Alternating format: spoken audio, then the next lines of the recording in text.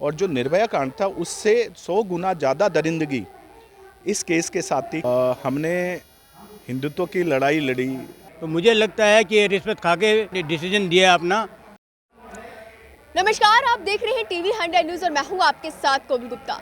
आपको बता दूं, जंतर मंतर पे मैं आई हुई थी और यहाँ पर मुझे एक ऐसे व्यक्ति मिले जो कि काफ़ी परेशान है और सालों से चक्कर काट रहे हैं कोर्ट के अपनी बेटी के न्याय के लिए।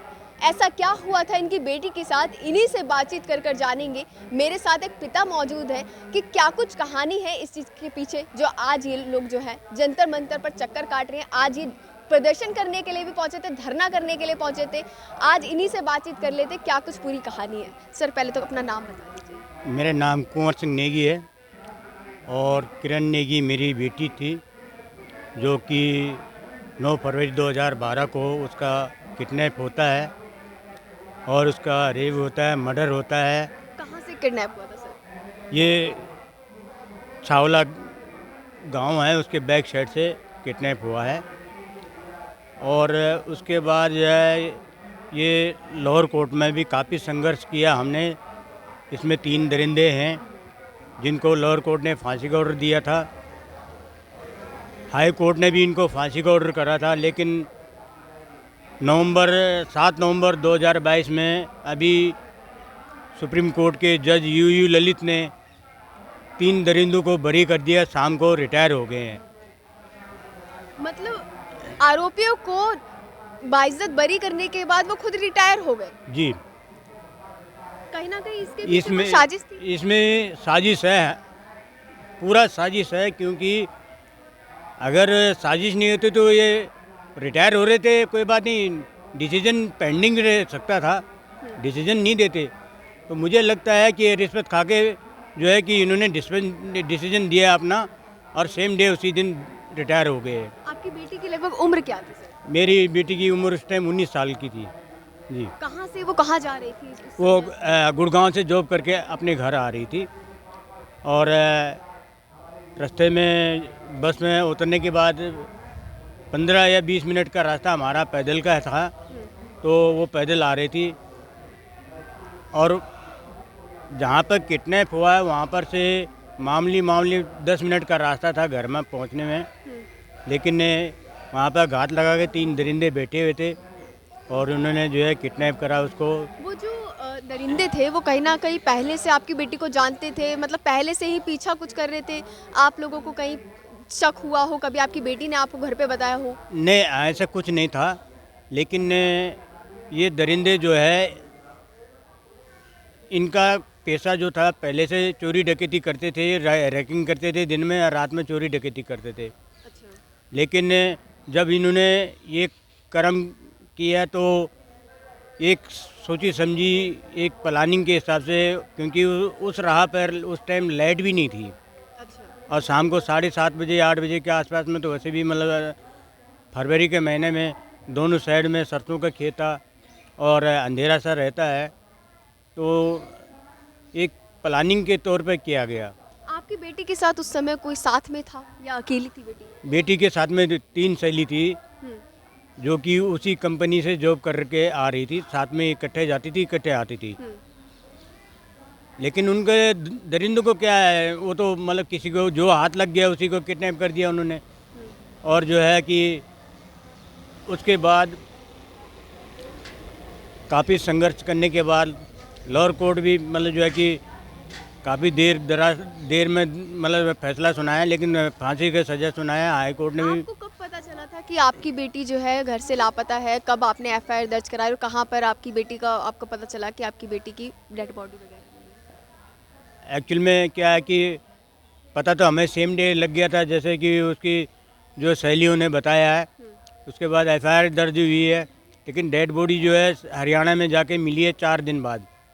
4 दिन बाद डेड बॉडी मिली? 4 दिन बाद डेड बॉडी मिली है, जो कि हरियाणा पुलिस ने दिल्ली पुलिस में ये छावला जो थाना है उसमें फ़ोन करके मैसेज करके तब वो जो है डेड बॉडी लाई गई घर पे। कितने भाई बहन थे, मतलब कितने बच्चे थे आपके? अभी एक लड़का एक लड़की है जी। अभी एक लड़का लड़की। जी। इससे पहले 2 लड़की थी आपकी? नहीं, एक लड़की है, मतलब एक ही लड़की थी आप? दो लड़की एक लड़का। 2 लड़की 1 लड़का हाँ था, हाँ जी जिसमें से अभी एक के लिए आप न्याय मांग रहे हैं। जी। तो क्या लग रहा है, सरकार जो है वैसे वादे करते हैं, कहा जाता है कि बेटियों के हक में लड़ाई लड़नी चाहिए, बेटियों को कहीं ना कहीं बेटी बचाओ बेटी पढ़ाओ के नारे भी लगाए जाते हैं, और ऐसे में ही सुप्रीम कोर्ट जो कि सबसे बड़ा न्याय का दरबार किया कहा जाता है, वही इस तरीके से आरोपियों को बाइज्जत बरी कर देता है। तो इसमें क्या कहना चाहेंगे सर सरकार से? सरकारें शादी हुई है, सरकारें इस पे बिल्कुल अमल नहीं कर रही है कि बेटी बचाओ बेटी पढ़ाओ का नारा दे रही है, लेकिन बेटियों पे महिलाओं पे सरकारें गौर नहीं कर रही है। अत्याचार हो रहा है, अत्याचार पे अत्याचार हो रहा है, और जो है कि मुलजिमों को सुप्रीम कोर्ट जैसे बरी कर रही है, जिनको 10 साल से फांसी की ऑर्डर हो रखा है, और सुप्रीम कोर्ट में जाके वो बरी हो जाते हैं। और उसके साथ साथ ही जो जज ये डिसीजन देता है वो भी रिटायर हो जाता है। तो इसके पीछे करप्शन है। जज ने मोटी रकम उठाई है और मुलजिमों को 3 मुलजिमों को एक साथ में बरी करा और रिटायर हो गया। इसका मतलब क्या है? अगर रिटायर होना था, डिसीजन देना था तो सही देता, और नहीं तो नहीं देता, पेंडिंग छोड़ देता। तो ये तो डिसीजन नहीं है, ये तो उस जज ने पूरे हिंदुस्तान की महिला और बेटियों के मुंह पे तमाचा मारा कि जो इस तरह के कि जिनको जो है कि जिन मुलजिमों को फांसी की ऑर्डर क्लियर हो चुका है, और सुप्रीम कोर्ट जैसे बरी कर देगा, और उसमें से एक मुलजिम ने 26 जनवरी रात को एक ऑटो चालक का मर्डर कर दिया। लूटपाट के इरादे से ऑटो चालक का मर्डर भी कर दिया है। अब उस ऑटो चालक का मर्डर कर दिया है तो उसका मौत का जिम्मेदार कौन है? वो सुप्रीम कोर्ट का जज यू ललित है। क्यों? अगर वो उन दरिंदों को तीनों को बरी नहीं करता तो शायद आज ऑटो चालक का घर बर्बाद नहीं होता। कोर्ट से बाइज्जत बरी होने के बाद वो इस तरीके के से बाज नहीं आए, फिर से एक और उन्होंने मर्डर किया। इस पर क्या कहना चाहिए सर? सरकार जो है महिला सुरक्षा की बात करती है, कहा जाता है कि जगह जगह पर महिलाओं की सुरक्षा के लिए हमने पुलिस की पहरेदारी कर रखी है रात में, पर लेकिन देखा जाता है अगर हम लोग अगर सर्वे के लिए निकलते तो पुलिस कहीं ना कहीं नहीं दिखाई देती, और इस तरीके के वारदात देखने को मिलते हैं। इनकी बेटी के साथ इतना बड़ा कांड हो जाता है, उसमें बाइज्जत बरी कर दिया जाता है सुप्रीम कोर्ट के जरिए। सर क्या कहेंगे इस पर? देखिए, बड़ा दुर्भाग्यपूर्ण है। हमने हिंदुत्व की लड़ाई लड़ी, हिंदुत्व के नाम पे हमने मोदी सरकार को वोट किया, हमने सामाजिक न्याय के नाम पे मोदी सरकार को वोट किया। हमें लगता था कि कांग्रेस की इस सरकार से बेहतर जो है मोदी सरकार होगी, लेकिन मुझे अफसोस के साथ कहना पड़ रहा है कि जब बात आती है हिंदुस्तान की जनता, गरीब जनता की, आप देखिए एक सुप्रीम कोर्ट जैसी संस्था जिस पे 80% जो भारत की जनता है उसका अंधा विश्वास है।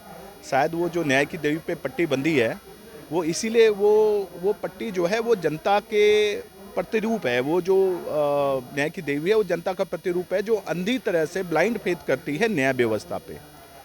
और आप ये देखिए कि जब वो न्याय व्यवस्था, जब सुप्रीम कोर्ट जैसी संस्था जब ये कहती है और उन तीनों जो मुलजिमों को जो है, मुजरिमों को, हत्यारों को और बलात्कारियों को फांसी की सज़ा से बाइज्जत बरी करती है, तो कहीं ना कहीं सुप्रीम कोर्ट अपनी ही संस्था, जो उसकी छोटी संस्थाएं हाई कोर्ट और सेशन कोर्ट है, उस पर एक गंभीर सवाल उठाता है।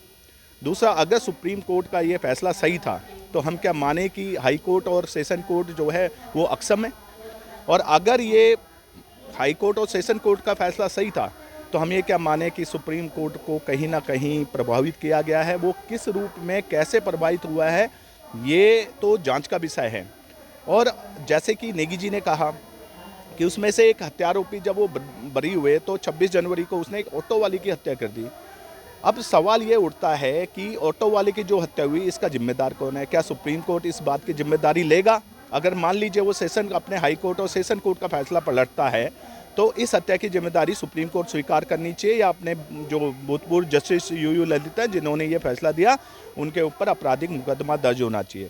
तीसरा मेरा ये सवाल है कि क्या सुप्रीम कोर्ट जैसी संस्था जिस पे देश विदेश और अन्य जो सरकारें हैं, जो बाहर की सरकारें हैं, ये सारे के सारे भारतीय लोकतंत्र और भारतीय न्याय व्यवस्था की दलीलें देते हैं अपने कोर्टों में। इससे पहले भी सर देखा गया था कि कई ऐसे कांड हो चुके, निर्भया कांड हुआ था, सबसे बड़ा कांड कहा गया उस चीज़ को। अब लोग सड़कों पे उतर के कैंडल मार्च निकाला गया न्याय के लिए, लेकिन कहीं ना कहीं वो जब बाद में देखा जाता है सुप्रीम कोर्ट के जो निर्णय है वो इस तरीके के दिखाई देते हैं कि लोगों में कहीं ना कहीं नाराजगी देखने को मिल जाती है सुप्रीम कोर्ट के खिलाफ। अभी फिर से अभी एक ऐसा केस जो आपने बताया कि सुप्रीम कोर्ट बाजिद बरी कर देते हैं, तो कहीं ना कहीं जो सुप्रीम कोर्ट है वो कहीं ना कहीं दबाव में तो नहीं आ जाता है किसी चीज़ के?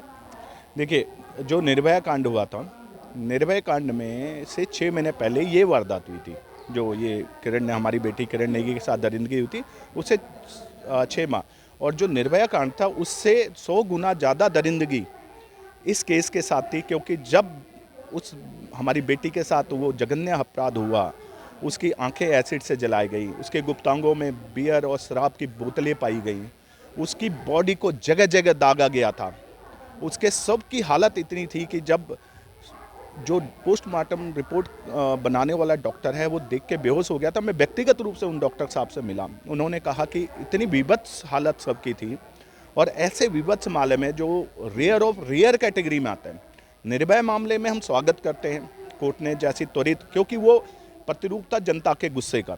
जनता जब सड़कों पे उतरी तो सुप्रीम कोर्ट और सरकार को झुकना पड़ा।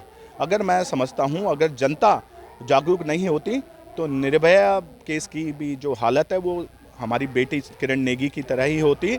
और इस विभत्स कांड में देखिए, जब जन दबाव पड़ा तो हाई कोर्ट और सेशन कोर्ट ने एक अच्छा फैसला सुनाया, देरी सही लेकिन न्याय हुआ।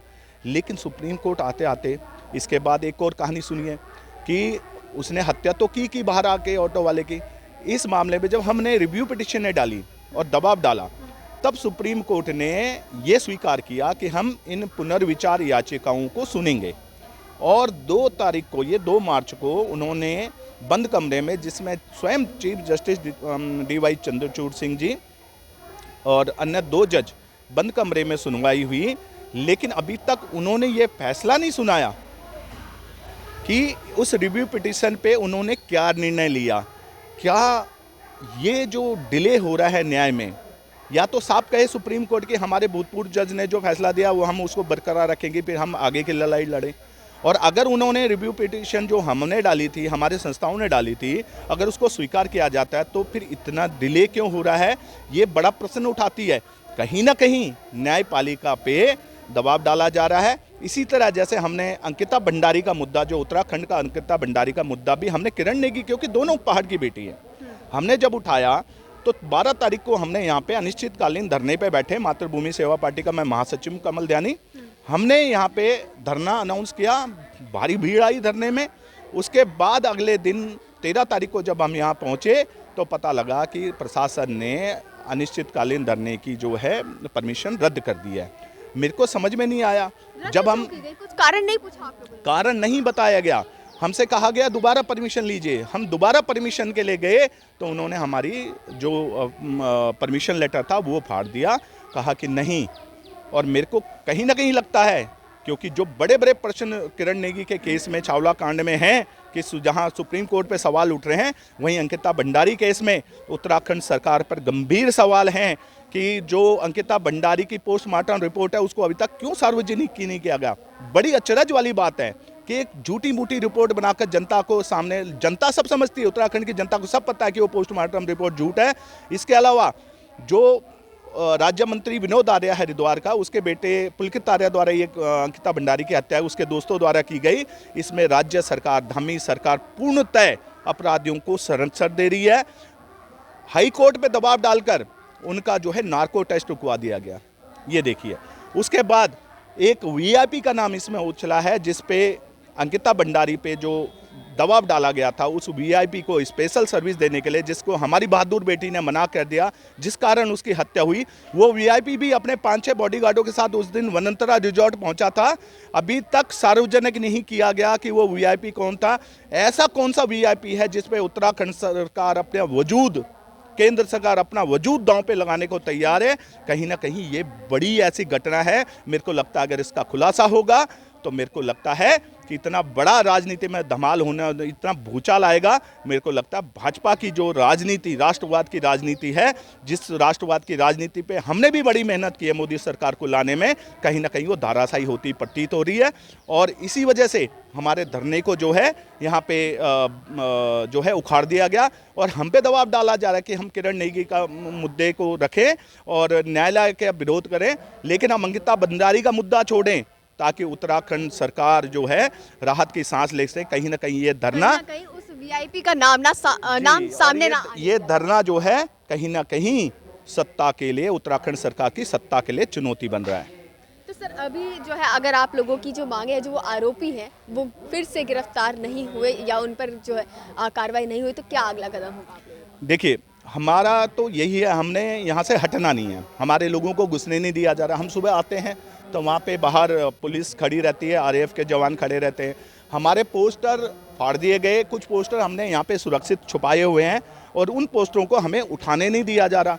लेकिन हमने ये फैसला लिया है, चाहे हमारे लोगों पे जितना अत्याचार हो, पहाड़ के लोगों पे जितना अत्याचार हो, मैं और हमारे जो कुंवर सिंह नेगी जी हैं, हम इनकी लड़ाई में और अंकिता भंडारी की लड़ाई में, चाहे हमें 11 साल का इंतजार करना पड़ा और 11 साल और लगे, हम यहाँ पे रोज आएंगे, रोज अपनी आवाज़ बुलंद करेंगे। देखते हैं शासन, प्रशासन और सरकार, न्यायालय कब तक नहीं सुनता।